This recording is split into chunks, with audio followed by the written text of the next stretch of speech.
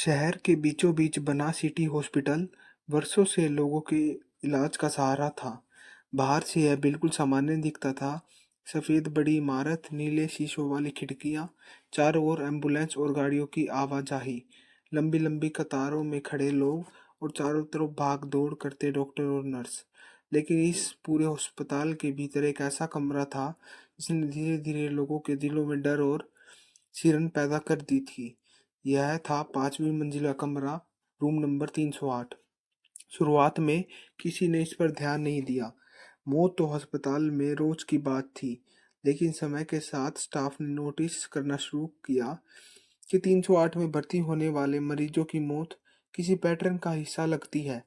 पहले पहले जब बुजुर्ग रामदयाल जी को वहां रखा गया और तीसरी रात उनकी मौत हो गई, तो सबने सोचा यह उनकी उम्र और बीमारी की वजह से हुआ होगा। मगर इसके बाद एक के बाद एक कई घटना होने लगी।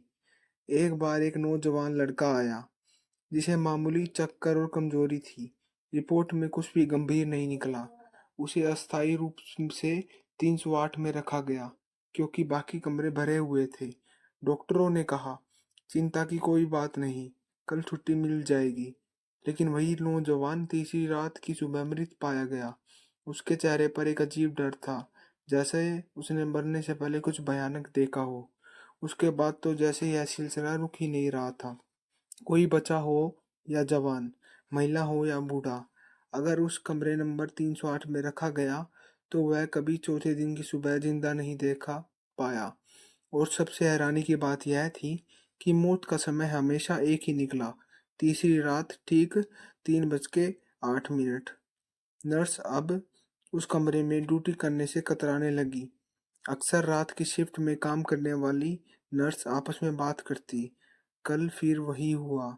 बल्ब अपने आप टिमटिमाने लगा और पता है, मैंने सुना जैसे कोई औरत धीरे धीरे रो रही हो अंदर। तू पागल है शायद, हवा की आवाज होगी। नहीं, मैं कसम खाकर कहती हूँ, मैंने सुना था। धीरे धीरे यह बात पूरे अस्पताल में फैल गई।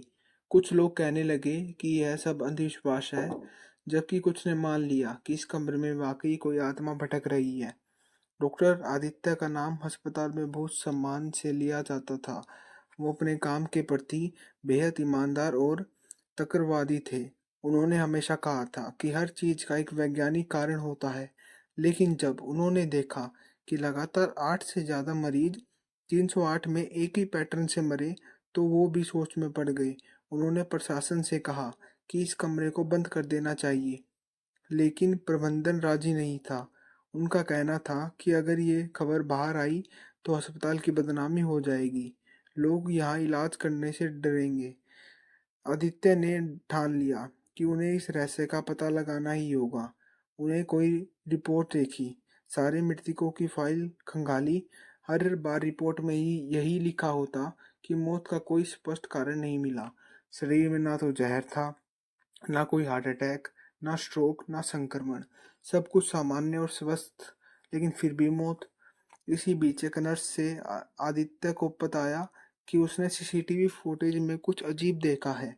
आदित्य ने तुरंत रिकॉर्डिंग मंगवाई। फुटेज में पहली 2 रात सामान्य लगी, लेकिन तीसरी रात को जब घड़ी ने 3:08 बजाई, तो कमरे का बल्ब अचानक टिमटिमाने लगा। कैमरे की स्क्रीन पर कोने में हल्की सी धूम दिखाई दी, जो धीरे धीरे इंसानी आकार लेने लगी। वह साया सीधा मरीज के सिरहाने पहुंचा और अगले ही सेकंड उसकी सांसें बंद हो गई। यह देखकर आदित्य का दिल तेज धड़कने लगा। वो खुद को समझाते रहे कि यह शायद कैमरे का इफेक्ट होगा या रोशनी की वजह से भ्रम। लेकिन दिल की किसी कोने में अब डर डर घर कर चुका था। अस्पताल में पुरानी नर्सें बताती थी कि कई साल पहले इसी कमरे में एक गर्भवती महिला की मौत हुई थी। कहा जाता है कि डॉक्टरों की लापरवाही से उसका ऑपरेशन गलत हुआ और माँ बच्चे दोनों की जान चली गई। तभी से उसकी आत्मा यहाँ भटकती है। मगर रिकॉर्ड में ऐसी कोई फाइल नहीं मिली। यह बात सही थी या अफवाह, कोई नहीं जानता था। दिन गुजरते गए, मौतों का सिलसिला जारी रहा। मरीजों के परिजन अब पूछने लगे थे कि क्यों उनके परिजनों को 308 में रखा गया। धीरे धीरे स्टाफ भी हड़ताल की धमकी देने लगा। आदित्य ने फैसला किया कि अब और नहीं। उन्होंने प्रशासन से कहा, मैं आज रात खुद इस कमरे में रहूंगा। अगर कुछ सचमुच हुआ तो सामने आएगा, अगर नहीं तो सबकी अफवाहें खत्म हो जाएगी। सभी ने उन्हें समझाने की कोशिश की, मगर आदित्य अड़ गए। रात आई। आदित्य ने खुद को उस कमरे में एडमिट कर लिया। उन्होंने कैमरा लगाया, सारी लाइटें चेक की और घड़ी अपने सामने रख दी। बाहर कुछ नर्स और जूनियर डॉक्टर गैलरी में ही खड़े रहे। सबके दिलों की धड़कन तेज थी। रात धीरे धीरे गुजरने लगी। 1 बजे, 2 बजे आदित्य लेटे रहे। उन्होंने अपने सीने पर हाथ रखा। दिल जोर जोर से धड़क रहा था, लेकिन उनका इरादा पक्का था। घड़ी ने जैसे ही 3 बजाए, कमरे का माहौल भारी हो गया। हवा अचानक ठंडी हो गई। बल्ब हल्का सा टिमटिमाने लगा। आदित्य ने गहरी सांस ली। उनकी आंखें दरवाजे और कोनों पर टिकी थी। 3 बज के 8 मिनट। और तभी वही धुंध कमरे के कोनों में दिखाई दी। धीरे धीरे वह साया आकर लेने लगा। अब वह साफ दिखाई दे रहा था, लंबा, काला, बिना चेहरे का, बस दो लाल चमकती आंखें। आदित्य हिम्मत जुटाकर उठने ही वाले थे कि अचानक उनका शरीर मानो जकड़ गया। वो बोलना चाहते थे, मगर आवाज गले में ही अटक गई। साया धीरे धीरे उनकी ओर बढ़ा। उसने आदित्य के सिरहाने आकर झुककर अपनी आंखों उनकी आंखों में देखा। आदित्य का पूरा शरीर पसीने से भीग चुका था। उन्होंने हिम्मत करके नजर हटाने की कोशिश की, लेकिन नहीं हटा पाए। फिर साया धीरे धीरे कैमरे की ओर मुड़ा।